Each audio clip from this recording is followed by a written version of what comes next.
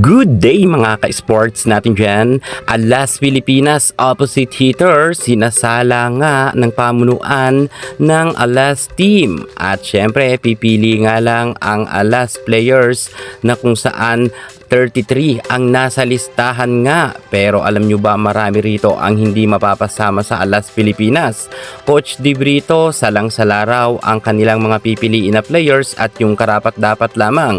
Ngunit sa pagitan nga ng opposite hitter ang inimbitahan nga dito na 5 players, sino ba sa kanila ang karapat-dapat na makakuha ng slot at mapasama nga para sa kanilang nalalapit na laban sa SEA Games?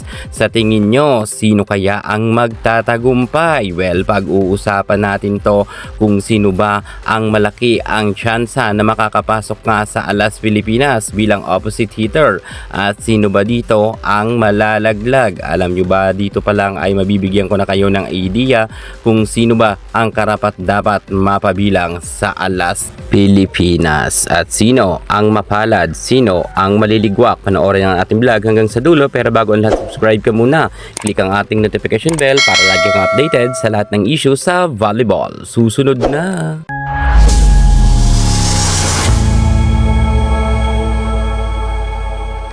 Veteran players Tots Carlos na imbitahan sa Alas Pilipinas. Ang tanong, makuha naman kaya siya ni Coach Di Brito? Alam naman natin na paggaling nga sa Creamline Cool Smashers ay pahirapan talagang makapasok sa Alas Pilipinas, or mapapagod lang si Tots Carlos na mag-training para sa Alas Pilipinas if ever na hindi siya makuha, sapagkat alam naman natin si Tots Carlos sa kasalukuyan ay medyo nagkaroon na rin siya ng minor injury. Sa tingin nyo, kunin kaya siya ni Coach Di Brito?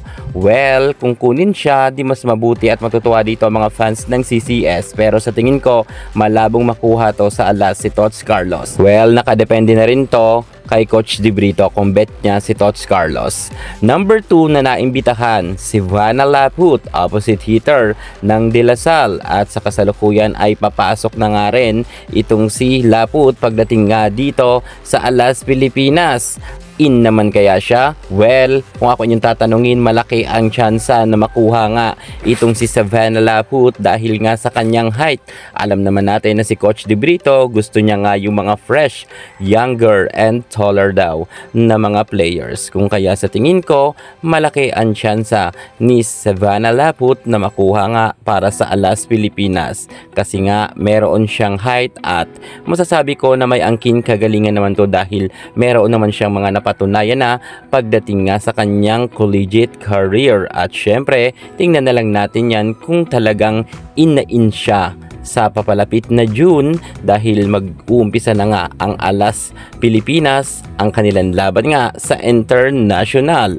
Number 3 na naimbitahan muli si Faith Nisperos, opposite hitter naman ng Akari Chargers. Well, dati naman nang kasama sa Alas Pilipinas itong si Faith Nisperos, pero malaking palaisipan pa rin to sa atin kung muli siyang kukunin ni Di Brito dahil nga pinasok muli siya sa inimbitahan lamang at isa rin siya sa mga pagpipilian kung makakapasok sa Alas or maliligwak.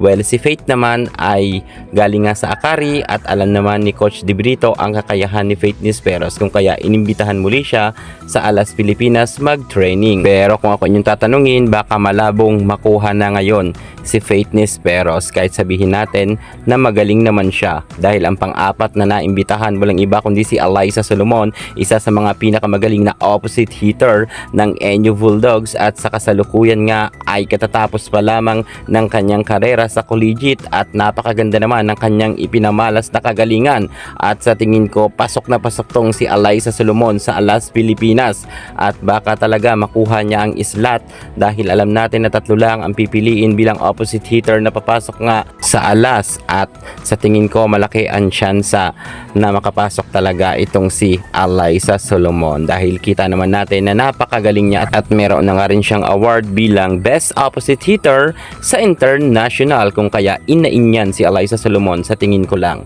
Number 5 na naimbitahan si Ellis Soyod bilang opposite hitter naman ng Akari Chargers. Makalusot naman kaya siya pagdating sa Alas Pilipinas?